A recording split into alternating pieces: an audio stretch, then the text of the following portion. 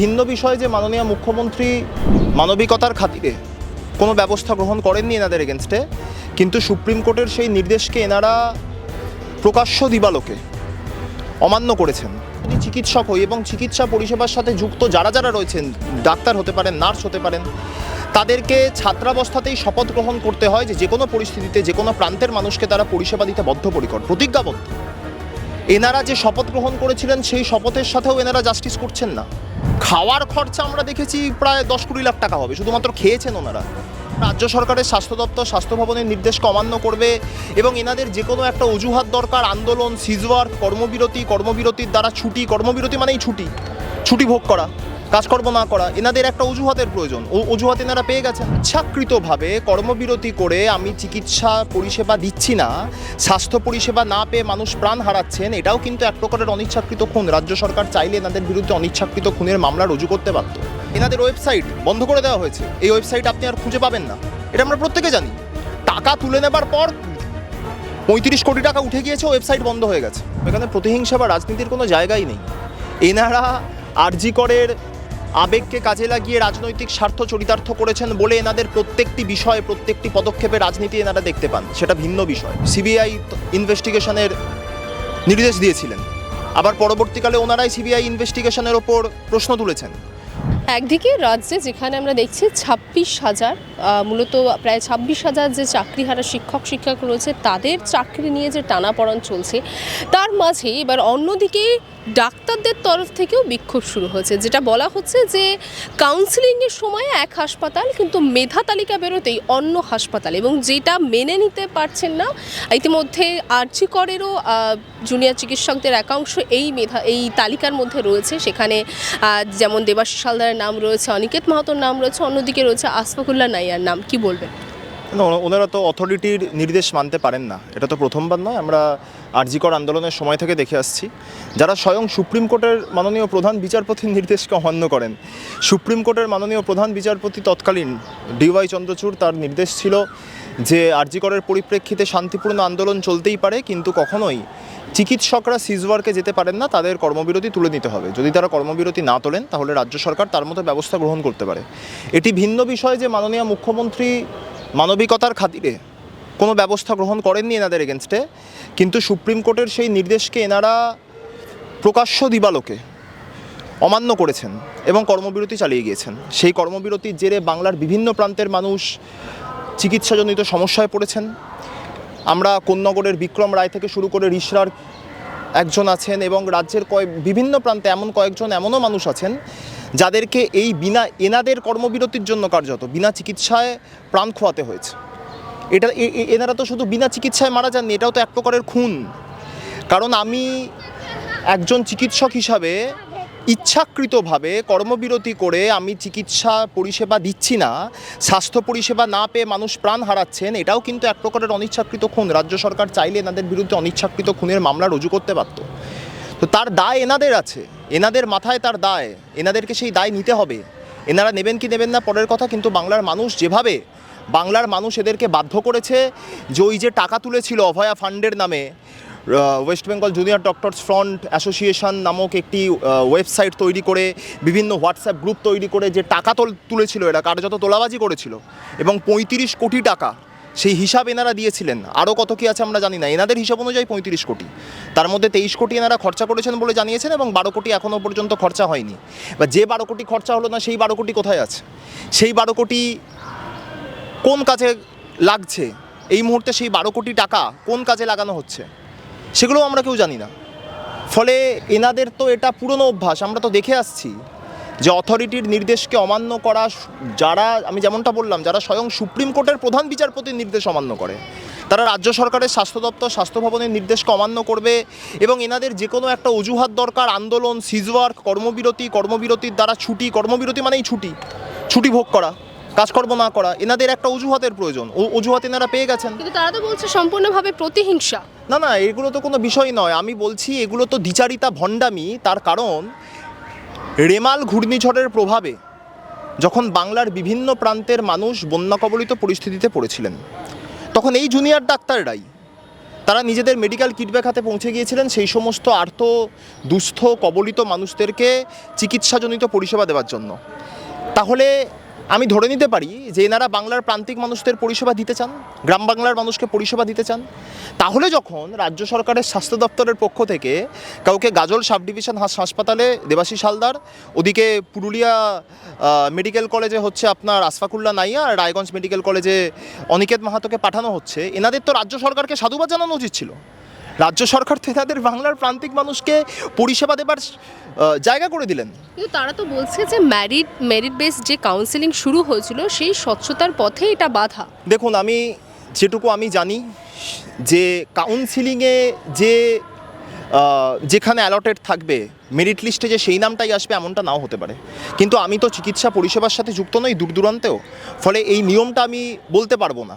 তবে আমি যতদূর জানি এরকমটা হতেই পারে। এখানে কোনো প্রতিহিংসা বা কোনো রাজনীতির জায়গা নেই। এনারা, আমি যদি চিকিৎসক হই এবং চিকিৎসা পরিষেবার সাথে যুক্ত যারা যারা রয়েছেন, ডাক্তার হতে পারেন, নার্স হতে পারেন, তাদেরকে ছাত্রাবস্থাতেই শপথ গ্রহণ করতে হয় যে কোনো পরিস্থিতিতে যে কোনো প্রান্তের মানুষকে তারা পরিষেবা দিতে বদ্ধপরিকর, প্রতিজ্ঞাবদ্ধ। এনারা যে শপথ গ্রহণ করেছিলেন সেই শপথের সাথেও এনারা জাস্টিস করছেন না, সেই শপথের সাথেও এনারা ইনজাস্টিস করছেন। এবং এনাদের যে দ্বিচারিতা, এনাদের ভণ্ডামি, এরপরে হয়তো আবার কর্মবিরতির ডাক দেওয়া হবে, এরপরে হয়তো আবার আন্দোলন হবে, এরপরে হয়তো এনাদের ওয়েবসাইট বন্ধ করে দেওয়া হয়েছে, এই ওয়েবসাইট আপনি আর খুঁজে পাবেন না। এটা আমরা প্রত্যেকে জানি। টাকা তুলে নেবার পর 35 কোটি টাকা উঠে গিয়েছে, ওয়েবসাইট বন্ধ হয়ে গেছে। আমরা জানি না আবার সেই ওয়েবসাইট হয়তো চালু হবে, আবার হয়তো এনারা ইভেন্ট ম্যানেজমেন্ট কোম্পানিগুলোকে টাকা পয়সা দেবেন। 12 কোটি টাকা তো এখনও বেঁচে আছে ওনাদের ফান্ডে, ওনারাই জানিয়েছেন। এটা আমাদের বা তৃণমূল কংগ্রেসের বক্তব্য নয়, সমস্ত সংবাদ মাধ্যমে প্রকাশিত হয়েছে। এনারা হয়তো সেই টাকা আবার কোনো ইভেন্ট ম্যানেজমেন্ট কোম্পানিকে দেবেন, আবার একটা সিজ ওয়ার্ক, আবার একটা কর্মবিরতি, আবার একটা নতুন আন্দোলন। মানুষের কাছে এটা একঘেয়ে হয়ে গেছে।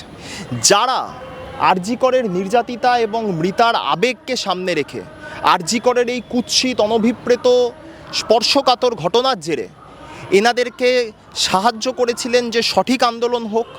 এবং অর্থ সাহায্য কেন করা হয়েছিল? অর্থ সাহায্য করা হয়েছিল যাতে এনারা ভারতবর্ষের প্রথম সারির আইনজীবীদের মাধ্যমে আরজি করের নির্যাতিতা এবং মৃতাকে সঠিক বিচার দিতে পারেন, যাতে এনারা আরজি করের নির্যাতিতা এবং মৃতার পরিবারের পাশে দাঁড়াতে পারেন। এবং চিকিৎসা পরিষেবাজনিত যে কোনো ধরনের যা যা ত্রুটি বিচ্যুতি যেগুলো রয়েছে, যেগুলোর বিরুদ্ধে এনাদের অভিযোগ ছিল, সেগুলোকে যাতে রাজ্য সরকারের সাথে এনারাও যাতে সমন্বয় বজায় রেখে সমানভাবে কাজ করতে পারেন এবং ত্রুটি বিচ্যুতিগুলোকে যাতে রেকটিফাই করা যায়। কিন্তু এনারা তো সেটা করেননি, শুধুমাত্রই আন্দোলন করেছেন। খাওয়ার খরচা আমরা দেখেছি প্রায় 10-20 লাখ টাকা হবে, শুধুমাত্র খেয়েছেন ওনারা। আন্দোলন করছেন, স্পর্শকাতর ঘটনা, সেখানে গলা দিয়ে খাবার নামে কিভাবে আমি জানি না।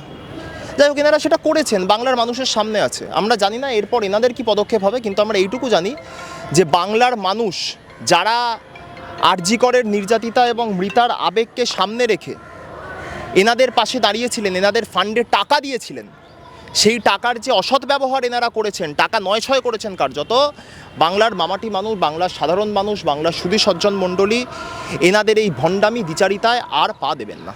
ইতিমধ্যে আমরা জানি যে স্বাস্থ্যস্বরূপ সচিবের সঙ্গে ইতিমধ্যে দেখা করতে গেছিলেন গতকালই, এবং সেখানে তার সঙ্গে দেখা হয়নি তার সঙ্গে। এবং আজকেও কিন্তু ঠিক একইভাবে স্বাস্থ্য ভবনের দিকেই কিন্তু তারা গেছেন ইতিমধ্যে আরজি করে। এবং যেটা বারংবার ইতিমধ্যে আপনিও বললেন, এবং কিন্তু তাদের তরফ থেকে যে কথা বারবার বলা হচ্ছে যে স্বচ্ছতা মেনে তাদের যে পোস্টিং, সেই পোস্টিং করা হয়নি। তাদের যদি প্রথমেই তাদেরকে অত্যন্ত বা প্রত্যন্ত গ্রামগুলিতে দিয়ে তাদের কোনো বাধা ছিল না, কিন্তু এখন যেটা করা হচ্ছে সেটা সম্পূর্ণভাবে সরকারের তরফ থেকে প্রতিহিংসা করা হচ্ছে। না, আমি তো প্রথমেই বললাম এখানে প্রতিহিংসা বা রাজনীতির কোনো জায়গাই নেই। এনারা আরজি করের আবেগকে কাজে লাগিয়ে রাজনৈতিক স্বার্থ চরিতার্থ করেছেন বলে এনাদের প্রত্যেকটি বিষয়, প্রত্যেকটি পদক্ষেপে রাজনীতি এনারা দেখতে পান, সেটা ভিন্ন বিষয়। আমি বলছি যারা রেমাল ঘূর্ণিঝড়ের সময় বাংলার প্রান্তিক স্তরে যারা বন্যা কবলিত ছিলেন তাদেরকে মেডিকেল কিট নিয়ে চিকিৎসা পরিষেবা দিতে পৌঁছে গেছেন, তাদেরকে যখন রাজ্য সরকার বাংলার প্রান্তিক মানুষকে পরিষেবা দেবার সুযোগ করে দিচ্ছেন, তখন কেন এই দ্বিচারিতা? তাহলে তো এটা স্পষ্ট হয়ে যাচ্ছে যে রেমাল ঘূর্ণিঝড়ের সময় এনারা যে পৌঁছে গিয়েছিলেন নিজেদের মেডিকেল কিট ব্যাগ হাতে নিয়ে, সেটা সম্পূর্ণ শুধু মিডিয়া অ্যাটেনশন গেইন করার জন্য ছিল, প্রচারের আলোকে আসার জন্য ছিল। এই দেবাশিস হালদার কিংবা অনিকেত মাহাতো অথবা আশফাকুল্লাহ নাইয়া, এর মধ্যে আবার আশফাকুল্লাহ নাইয়ার বিরুদ্ধে তো ডিগ্রি ভারিয়ে মানুষকে প্রতারিত করার অভিযোগও রয়েছে, আমরা শুনেছি। তার বাড়িতে পুলিশের পক্ষ থেকে সামান্য পাঠানো হয়েছিল। আমি বলছি এই ভণ্ডামি বিচারিতা শুধুমাত্র মিডিয়া অ্যাটেনশন গেন করা, শুধুমাত্র প্রচারের আলোকে থাকার চেষ্টা করা, হাইলাইটেড থাকা, এই বিষয়গুলি মানুষের সামনে ক্রিস্টাল ক্লিয়ার হয়ে গিয়েছে এবং এটাকে এনারা রাজনৈতিক ফায়দা তোলার দিকে নিয়ে যেতে চেয়েছিলেন। কিন্তু গত 6টি বিধানসভার উপনির্বাচনে বাংলার মানুষ এই আরজি করের ঘটনাকে সামনে রেখে এনাদের রাজনৈতিক ফায়দা তুলতে দেননি। এনাদের দ্বিচারিতা শুধু এখানে কেন, আমি বলছি ধরুন রাজ্য পুলিশ তদন্ত করলো 3 দিন, 3 দিনের মধ্যে প্রথম 18 ঘন্টায় রাজ্য প্রশাসন সঞ্জয় রায়কে গ্রেপ্তার করলো, যে সঞ্জয় রায় এখনও পর্যন্ত একমাত্র অভিযুক্ত প্রমাণিত দোষী শিয়ালদা কোর্টে। 3 দিনে রাজ্য পুলিশ তদন্ত করছে, চতুর্থ দিন ক্যালকাটা হাইকোর্টের চিফ জাস্টিসের ডিভিশন বেঞ্চ এই তদন্তভার সিবিআই এর হাতে তুলে দিচ্ছে। সিবিআই এর হাতে যখন তদন্তভার যাচ্ছে, এনারা আন্দোলন করে বলছেন মুখ্যমন্ত্রী আমাদের বিচার দিন। তো রাজ্য প্রশাসনের হাতেই তো তদন্ত নেই, তদন্ত তো কেন্দ্রীয় সরকারের হাতে। তখন সিবিআই তো কেন্দ্রীয় সরকারের একটি এজেন্সি, যদিও স্বশাসিত তথাকথিতভাবে সোকল্ড।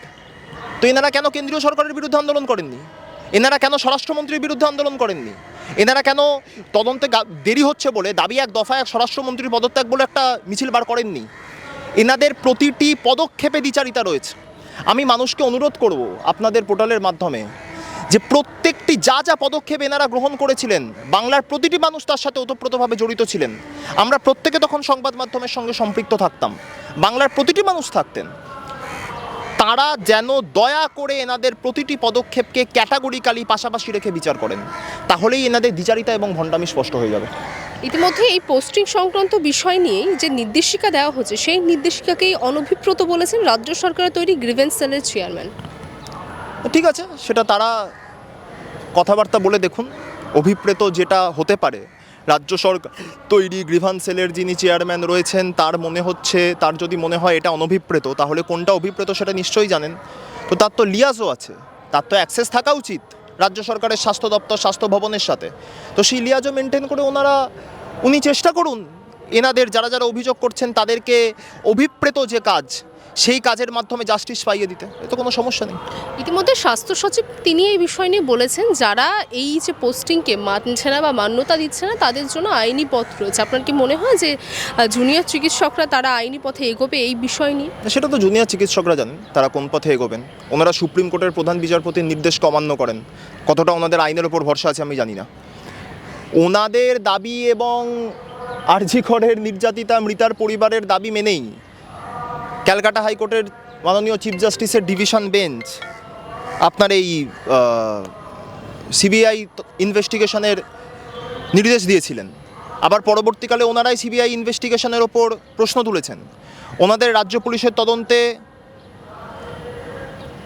আস্থা নেই, সিবিআই তদন্তে ভরসা নেই। তো ওনারা কোন আইন মানেন? ওনারা আদেও ভারতবর্ষের আইন মানেন, নাকি ওনারা চীন ভিয়েতনামের আইন মানেন? এটাই প্রশ্নচিহ্নের মুখে। ইতিমধ্যে আমরা জানি একদিকে যেমন তাদের যে আন্দোলন বা বিক্ষোভ জারি রয়েছে, অন্যদিকে আরও একটি বিষয় নজর দেওয়া যে গতকালই মুখ্যমন্ত্রী সাংবাদিক বৈঠক করেছেন এবং সেখানে তিনি স্পষ্ট বলেছেন যে 2টি পদ খোলা রাখছেন চাকরির হাতের জন্য। একদিকে রিভিউ পিটিশন, অন্যদিকে যেহেতু সুপ্রিম কোর্টের নির্দেশ রয়েছে তার জন্য যথাযথ সময়ে অর্থাৎ 31 মের মধ্যে তারা নোটিশ ছাড়বেন এবং তার পাশাপাশি সম্পূর্ণভাবে কবে কি হবে ইত্যান্ত ডেটও দিয়ে দিয়েছে সরকারের তরফ থেকে। কিন্তু যারা চাকরিহারা রয়েছেন তারা কিন্তু মুখ্যমন্ত্রী এই যে ঘোষণা, সেই ঘোষণাকে মৃত্যু পরোয়ানা বলে দাবি করছে। এই বিষয়টি সম্পর্কে মাননীয় মুখ্যমন্ত্রী নিজে এই বিষয়টি তদারকি করছেন, তিনি নিজেই বিষয়টি অ্যাড্রেস করেছেন। তিনি একাধারে রাজ্যের মুখ্যমন্ত্রী এবং তৃণমূল কংগ্রেসের দলনেত্রী, চেয়ারপারসন, সভানেত্রী। ফলে তিনি যে বিষয়টি নিজে অ্যাড্রেস করছেন সেই বিষয়ে আমাদের আর কিছু বলা সাজে না। তিনি বলেছেন আপনাদের জনসমক্ষে আছে, তার প্রতিটি বক্তব্য সেই আরজি আপনার এই 26,000 চাকরি বাতিলের রায়ের দিন থেকে শুরু করে পরবর্তীকালে নেতাজি ইন্ডোরের বৈঠক থেকে শুরু করে গতকালকে সাংবাদিক সম্মেলন পর্যন্ত এই বিষয়ে তিনি বিস্তারিত বলছেন।